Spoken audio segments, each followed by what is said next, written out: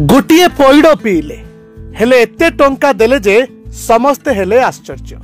दर्शक बंधु आमे कहूछु ओडिशार मुख्यमंत्री मोहन माझी कथा।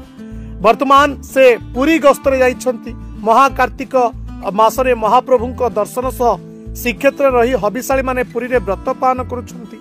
विभिन्न हबिशाली केन्द्र सरकार पक्षर सेमानंकु समस्त प्रकार सहयोग और सुविधा जोगाई दे जाउछि।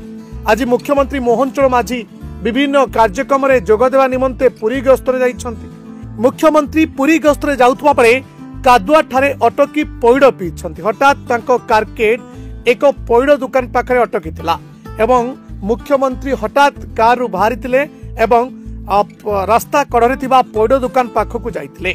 पैड़ दुकान पाखकु जाई तांको नाम मध्य पचारिथिले एवं एक पैड़ देवा पई कहिथिले।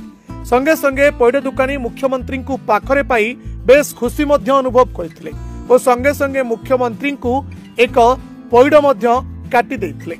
मुख्यमंत्री पैड़ पीबा परे मध्य पैड़ बहुत मीठा अछि बोली मध्य कहिथिले एवं नाली मध्य खाइथिले एवं परवर्ती समय रे 1000 टंका देबा सह तांका सह सुख दुख होइछंती।